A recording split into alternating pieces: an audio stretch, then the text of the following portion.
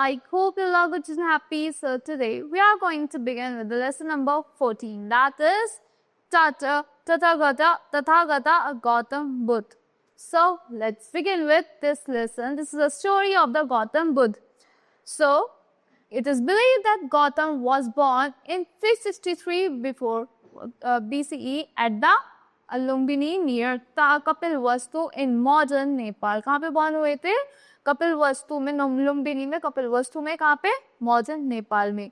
His own name was Siddharth and Gautam was his family name. इनका खुद का नाम क्या था? सिद्धार्थ था. गौतम क्या था? इनका family name था.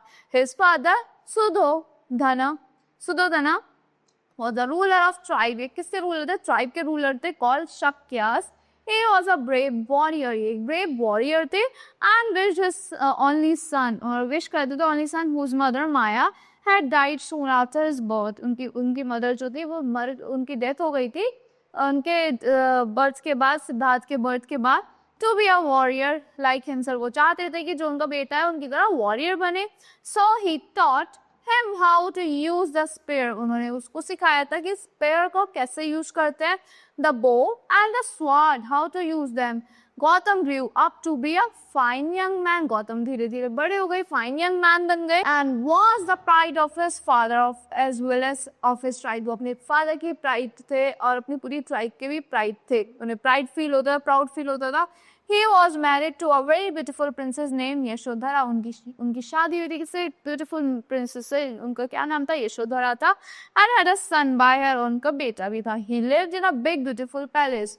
वो एक ब्यूटीफुल पैलेस में रहते थे and had everything that could make life pleasant. और हर चीज थी जो उनकी लाइफ को प्लेजेंट बनाए. Siddharth had always been a thoughtful boy. वो हमेशा से एक थॉटफुल, सोचने वाले बच्चे थे. He was gentle in his speech. वो बहुत आराम से बोलते थे एंड काइंड हार्टेड थे and was full of mercy to all living beings. और सबके लिए उनके दिल में बहुत दया थी. Often while hunting he would stop with his bow half drawn in his hand when he saw helpless deer. जब उन्होंने देखा एक helpless deer देखा grazing in the forest. Why should I kill the poor animal? मैं क्यों मारूं इस बेचारे animal को?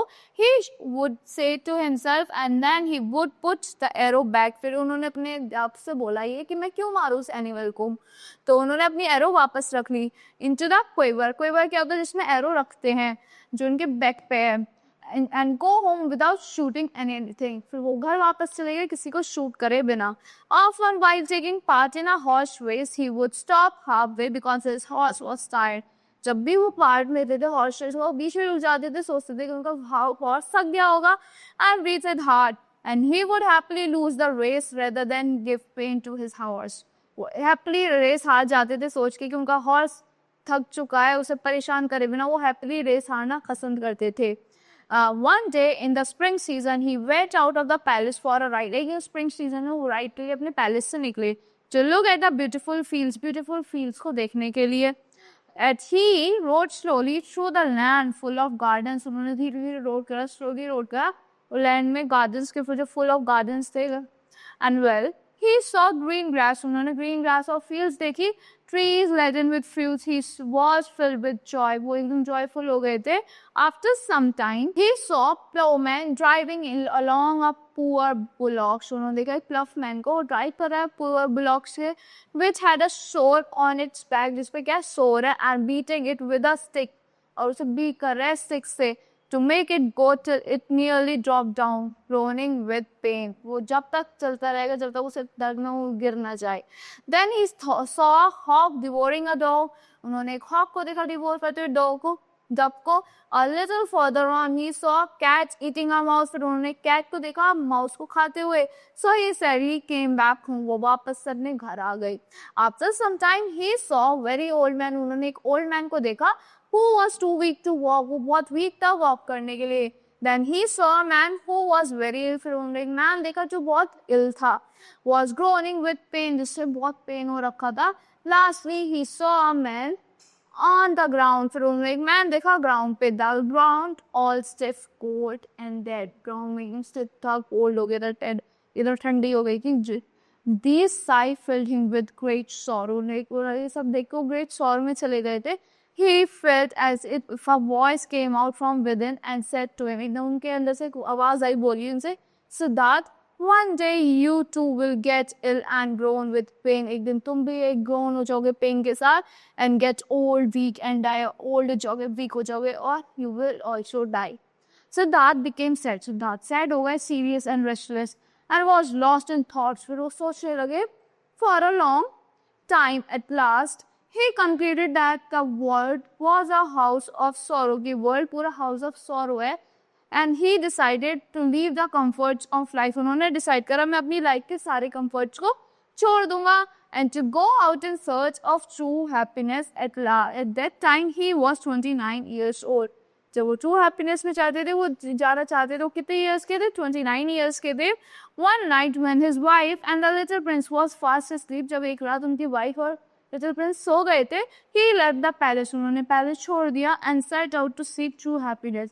He passed 7 long years in forest. उन्होंने अपनी life के 7 years forest में pass करे. He is trying to think of some way by which the might stop or at least lessen the pain, the sin and the sorrow he saw all around him in the world. At last one day, soon after midnight, when he was sitting, आधी रात के बाद एक दिन क्या हुआ? जब वो बैठे थे lost in deep thoughts under a peepal tree के नीचे बैठे थे deep thoughts में, at Gaya in modern Bihar, he fell into a trance for a while and got enlightenment. उन्हें enlightenment milli and all his doubts were gone. उनके सारे doubts चले गए थे. He felt that he had become Buddha. उन्होंने feel किया कि वो बुद्धा बन गए हैं. The enlightened one as well as Tathagat, the perfect one. Tathagat means the perfect one. Later on, the people tree under which he enlightenment was called the Bodhi tree. जिस tree के नीचे वो बैठे थे, उस tree को Bodhi tree name दिया गया, which means the tree of enlightenment and wisdom. जिसको क्या मतलब था कि tree में enlightenment, tree enlightenment का है, wisdom का है. Then he left the woods and came back into the world to preach his religion. फिर वो woods को छोड़ के, जंगलों को छोड़ के कहाँ गए थे? सिटी की तरफ आ गए थे अपने रिलीजन को प्रीच करने के लिए. He gave his first sermon to 5 disciples at Sarnath near Banaras, which is called Varanasi. फिर उन्होंने अपना पहला sermon दिया 5 disciples जो थे सरनाथ के नियर बनारस, जिसका क्या नाम था, जो कहाँ पे थे, which is called Varanasi these days. For 45 years, Buddha wandered about in the valley. 45 years तक बुद्ध wander करते रहे valleys में of Ganga. Rising at dawn, walking 15 to 20 miles a day. अब 15 से 20 miles एक दिन में walk करते थे. And teaching all who come to listen to him the way to happiness. He had found many men followed him. बहुत लोगों ने उन्हें follow करा.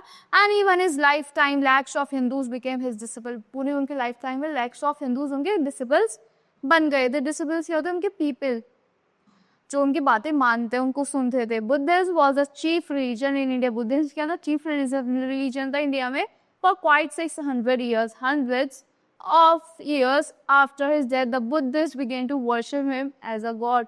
600 years के बाद, उनकी डेथ के बाद बुद्धिस्ट उन्हें गॉड की तरह वर्शिप करने लगे. And a great many images of him was set up at the various places. और बड़ी बड़ी इमेजेस बहुत सारे प्लेसेस पे लगी है उनकी. Gautam Buddha was one of the kindest man ever lived. वो एक सबसे अच्छे आदमी थे जो कभी कोई रहता था उनमें से. He taught people that it was their duty to be good. ये लोगों को बताते कि आपकी ड्यूटी है एक अच्छा आदमी बनना या अच्छी सोच रखना. And kind to all living beings. And that is what a sin to be cruel or to hurt any one of them.